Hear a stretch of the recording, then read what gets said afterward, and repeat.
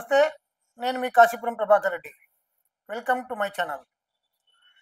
Alexander the great ఆయన ఎవరో తెలియని వారు ఉన్నారా? ఈ మాసిడోనియన్ సామ్రాజ్య అధినేత 20 ఏళ్లకే రాజు అయ్యాడు, 33 ఏళ్లకే చనిపోయాడు. అంటే ఒక చక్రవర్తిగా అతను చేసింది కేవలం 13 ఏళ్ళు. ఈ స్వల్పకాలంలోనే 20 యుద్ధాలు చేసి అన్నిట్లోనూ గెలిచి చరిత్రలోనే అతి గొప్ప మిలిటరీ కమాండర్గా నిలిచిపోయారు. ఆయన జీవిత విశేషాల గురించి చెప్పేందుకు నేను ఈ వీడియో చేయడం లేదు. ఆయన గురించి తెలుసుకునేందుకు విస్తారమైన సమాచారం మీకు గూగుల్లో దొరుకుతుంది. ఎన్నో సినిమాలు కూడా వచ్చాయి. నాలాంటి వేలాది యూట్యూబర్స్ చేసిన వీడియోలు కూడా అందుబాటులో ఉన్నాయి. మరి కొత్తగా నేనేం చెప్పదలుచుకున్నాను? అరివీర భయంకరుడు, ఒక యుద్ధ పిపాసి అయిన అలెగ్జాండర్ని కట్టి పడేసిన అతిలోక సుందరి ఎవరు? ఆమె కోసం అలెగ్జాండర్ చేసిన త్యాగం ఏమిటి?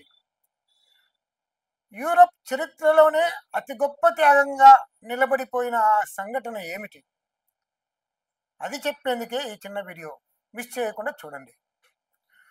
యూరప్లోని మాసిడోనియా రాజు ఫిలిప్ II రాణి ఒలింపియాలకు క్రీస్తు పూర్వం 356లో అలెగ్జాండర్ జన్మించాడని, ఫిలిప్ హత్యకు గురైన తర్వాత 20 ఏళ్లకే అలెగ్జాండర్ ఆ రాజ్యానికి పట్టాభిషిక్తుడయ్యాడని మనమంతా చరిత్రలో చదువుకున్నాం. అలెగ్జాండర్ యుక్త వయస్సులో ఉన్నప్పుడే యుద్ధ విద్యల్లో రాటుదేలాడు. తండ్రి రాజుగా ఉండగా ఈ మాసిడోనియాకు పక్క రాజ్యమైన ఏథెన్స్తో, అంటే తదనంతర కాలంలో గ్రీకు రాజ్యానికి రాజధాని, ఈ ఏథెన్స్తో ఎప్పుడూ ఆధిపత్య పోరు ఉండేది. ఫిలిప్ II చనిపోయిన సమయాన్ని చూసి మాసిడోనియాపై దండయాత్రకు వచ్చింది. ఈ యుద్ధంలో అలెగ్జాండర్ తన నాయకత్వ పటిమను నిరూపించుకున్నాడు. ఎదురుదాడి చేసి ఆ రాజ్యాన్ని ఆక్రమించుకున్నాడు.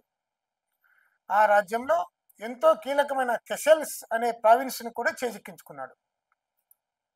ఏదైనా రాజ్యాన్ని ఆక్రమించుకున్న తర్వాత అక్కడి సంపద, సైన్యం, ఇతర వనరులన్నీ దండయాత్ర చేసిన వారి స్వాధీనం అయిపోతాయి.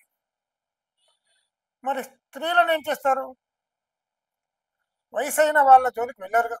కానీ బందీలుగా చిక్కిన వారిలో మంచి అందగత్తెలు ఉంటే రాజు ఎదుట నిలబెడతారు. వారిలో రాజు తనకు నచ్చిన వారిని ముప్పుడు గత్తెలుగా చేసుకుంటాడు. మిగిలిన వారిని సైన్యానికి వదిలేస్తారు. అలా బందీలుగా చిక్కిన యువతుల్లో క్యాంపస్పే అనే అందగత్తె కూడా ఉండింది. ఆమె అపురూప సౌందర్య రాశి అని చరిత్రకారులు చెబుతారు. అయితే ఎంతో కీలకమైన ఈ విజయం మత్తులో ఉన్న అలెగ్జాండర్ ఇంకెన్నో యుద్ధాలు చేసి తనకి ఎదురే లేదు అనిపించుకోవాలనే కసితో ఉన్నాడు. భౌతిక కాంక్షలపై అతనికి ఏమాత్రం ఆసక్తి లేదు. ఆ నగర వీధిలో మాసిడోనియన్ బందీలుగా నిలబెట్టిన అందగత్తెల్లో ఇందాక మనం అనుకున్న క్యాంపస్పే కూడా ఉంది. ఆ నగరం నుంచి తన రథంపై తిరుగు ప్రయాణంలో ఉన్న అలెగ్జాండర్ యథాలాపంగా వీళ్ళ వైపు చూశాడు. అక్కడ నిలుచున్న అతిలోక సుందరి క్యాంపస్పేపై అతని దృష్టి పడింది. అంతే, చూపు మరల్చుకోలేకపోయాడు. ఆమెను తన రాజధానికి తరలించి విముక్తి కలిగించాడు. ఆ తర్వాత ఆమెతో పీకల్లోతు ప్రేమలో మునిగిపోయాడు. ఆమెను తన పట్టాభిషిక్తురాలను చేసుకోవాలనుకున్నాడు. అప్పట్లో కాబోయే పట్టమహిషుల చిత్రాలు గీయించడం అప్పటి రాజులకు అలవాటు. ఆ దేశంలో ప్రఖ్యాతుడైన చిత్రకారుడు అపెల్లిస్ను పిలిపించి తన కాబోయే పట్టమహిషి అయిన క్యాంపస్పే చిత్రాన్ని గీయమని ఆదేశిస్తాడు. మరి ఒక అందగత్తె చిత్రపటం గీయాలంటే మామూలు విషయమా? ఏమాత్రం తేడా వచ్చినా చక్రవర్తి ఆగ్రహానికి గురి కావాల్సి వస్తుంది. కాబట్టి ఆ కళాకారుని ఏకాగ్రతకు భంగం కలగని చోట పెట్టాలి. ఆ విధంగా అతడి కోరిక మేరకు ఈ కాంతతో ఏకాంతం కల్పించాడు. ఆ సందర్భంగా అలెగ్జాండర్ అడిగాడు, ఒకరి బొమ్మ గీయాలనుకున్నప్పుడు శరీరంలో ఏ భాగం నుంచి మొదలు పెడతావు? దానికి ఆ చిత్రకారుడు అపెల్లిస్, ముఖ భాగంతో మొదలు పెడతాను అని సమాధానం ఇచ్చాడు. ఇందుకు అలెగ్జాండర్, నేనే గనక చిత్రకారుడినైతే కళ్ళతో మొదలు పెట్టేవాడిని అన్నాడు. అందుకు అపెల్లిస్, మీరు రాజు కాబట్టి ఎక్కడైనా మొదలు పెట్టొచ్చు, కానీ ఒక చిత్రకారిగా నేను మాత్రం ముఖంతోనే ప్రారంభిస్తా అని వినయంగా బదులిచ్చాడు. అలెగ్జాండర్ మళ్ళీ అంటాడు, అరేలియాస్ అనే చిత్రకారుడు ఉండేవాడు. ఆయన అయితే ఒక గంటలో 4 ముఖాలు గీసేవాడు. నీ మాట ఏమిటి అని ప్రశ్నించాడు. నిజమే ప్రభు, మామూలు ముఖాలైతే నేను అర్ధగంటలోనే 4 గీసేస్తా, కానీ ఈమెది అసాధారణ ముఖ వచ్చస్సు కదా, సమయం పడుతుంది అన్నాడు అపెల్లిస్ ఆమె వైపే చూస్తూ. సరే, ఈమె మొత్తం పెయింటింగ్ ఎన్నాళ్ళకు పూర్తి చేస్తావు అడిగాడు అలెగ్జాండర్ మళ్ళీ. ఎప్పటికీ పూర్తి చేయలేను, ఎందుకంటే ఒక పరిపూర్ణమైన అందగత్యను ఎంత చిత్రించినా ఆ కళకు పూర్ణత్వం సిద్ధించదు అన్నాడు అపెల్లిస్. ఈ సమాధానంతో అలెగ్జాండర్ చిరునవ్వు విసురుతూ ఆ ఏకాంత ప్రదేశం నుండి వెళ్ళిపోయాడు. సరే, చిత్రం గీయటం మొదలైంది. రోజుల తరబడి వేస్తూనే ఉన్నాడు. మధ్య మధ్యలో అలెగ్జాండర్ వచ్చి చూసి వెళ్తున్నాడు. ఒకసారి అలెగ్జాండర్ అడిగాడు, ఎందుకని మరీ ఇంత ఆలస్యం అవుతోంది, బొమ్మ గీయటం అంత కష్టమైన పనా అని. అది ఎంత కష్టమో చిత్రకారుడికి మాత్రమే తెలుస్తుంది అన్నాడు అపెల్లిస్. ఏది చూద్దాం, ఆ పెన్సిల్ నాకివ్వు, నేను బొమ్మ గీస్తా, నువ్వు జడ్జి చెయ్యి అంటూ పెన్సిల్ తీసుకున్నాడు అలెగ్జాండర్. అలా మొదలు పెట్టగానే ఆ పెన్సిల్ విరిగిపోయింది. మీరు చాలా గట్టిగా ఒత్తి పట్టుకున్నారు ప్రభు, చెప్పాడు అపెల్లిస్. దీంతో అలెగ్జాండర్ ఈసారి జాగ్రత్తగా పెన్సిల్ కదిపాడు. క్యాన్వాస్ పై పెన్సిల్ రంగు అంటుకోవడమే లేదు. ఏమిటి ఇది అన్నట్టు చూశాడు ప్రశ్నార్థకంగా.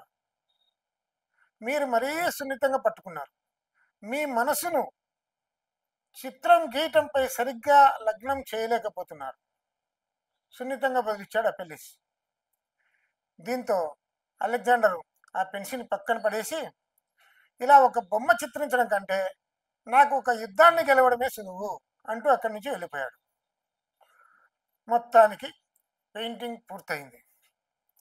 అలెగ్జాండర్ కూడా తన పెళ్లికి ఏర్పాట్లు చేసుకుంటున్నాడు. ఆ అపురూప చిత్రాన్ని తెచ్చి అలెగ్జాండర్ చక్రవర్తి ఎదురుగా ఉంచాడు అపెల్లిస్. అప్పుడు ఆ చిత్రకారుడి చేతులు వణుకుతుండటం అలెగ్జాండర్ గమనించాడు. ఆ సుందరి క్యాంపస్పేతో పాటు ఇన్నాళ్లుగా మనసు పెట్టి గీసిన ఆమె చిత్రపటంతో కూడా తన అనుబంధం తెగిపోతుంది అనే భావోద్వేగంలో ఆ చిత్రకారుడు ఉన్నట్లు అలెగ్జాండర్కు అర్థమైపోయింది. క్యాంపస్పే కూడా అతడి నుంచి విడిపోతున్నందుకు బాధకు లోనవుతోందని గ్రహించాడు. క్యాంపస్పేపై తనకున్న ప్రేమ కంటే ఆ చిత్రకారుడికి ఉన్న ప్రేమనే గొప్పదని అలెగ్జాండర్ అర్థం చేసుకున్నాడు. వెంటనే ఆమెను అధికార లాంఛనాలతో ఆ చిత్రకారుడికి అప్పజెప్పి ఆ పెయింటింగ్ మాత్రం తన దగ్గరే ఉంచుకున్నాడు. ఆ తర్వాత తన పెళ్లి రద్దు చేసుకుని పెర్షియాపై జైత్రయాత్రకు బయలుదేరాడు. అలెగ్జాండర్ను ఒక యుద్ధ పిపాసిగానే చూశారు, కానీ ఆయనలో ఉన్న సున్నితత్వాన్ని, త్యాగ గుణాన్ని పట్టించుకోలేదంటూ చరిత్రకారులు చెబుతారు. అలెగ్జాండర్ చేసిన ఈ త్యాగం మొత్తం యూరప్ చరిత్రలో అత్యంత గొప్పదిగా అభివర్ణిస్తున్నారు. గ్రీకు తత్వవేత్త ప్లినీ గురించి వినే ఉంటారు. ప్లినీ గారు రాసిన న్యాచురల్ హిస్టరీ అనే గ్రంథంలోనూ, ఏలియన్ అనే పురాతన చరిత్రకారుడు రాసిన వేరియా హిస్టోరియా అనే గ్రంథంలోనూ ఈమె ప్రస్తావన ఉంది. అలాగే 1763లో సుప్రసిద్ధ నాటక రచయిత జాన్ లిల్లీ రాసినటువంటి క్యాంపస్పే అనే ప్రసిద్ధ నాటకంలో ఇందాక నేను చెప్పిన సన్నివేశాలు ఉన్నాయి. మార్టిన్ లాంగ్లోయిస్ 1819లో వేసిన జనరాసిటీ ఆఫ్ అలెగ్జాండర్ అనే పెయింటింగ్ ఈ దాతృత్వం గురించి వేసిందే. ఈ పెయింటింగ్ ఇప్పుడు 2 శతాబ్దాలుగా కళా పిపాసులను అలరిస్తుంది. ఆస్ట్రేలియాలోని క్వీన్స్లాండ్లో ప్రకృతి అందాల మధ్య అలరించే ఒక నదికి క్యాంపస్పే పేరు పెట్టుకున్నారు. అలాగే విక్టోరియా రాష్ట్రంలో ఒక ప్రాంతానికి షేర్ ఆఫ్ క్యాంపస్పే అని పిలుస్తారు. ఇది క్యాంపస్పే అనే అతిలోక సుందరి కథ, ఆమె కోసం అలెగ్జాండర్ చేసిన త్యాగం కథ. So friends, thank you very much for watching this video. మరో సబ్జెక్ట్తో ఇంకో వీడియోలో కలుద్దాం. ప్రస్తుతానికి మీ కాశీపురం ప్రభాకర్ రెడ్డి.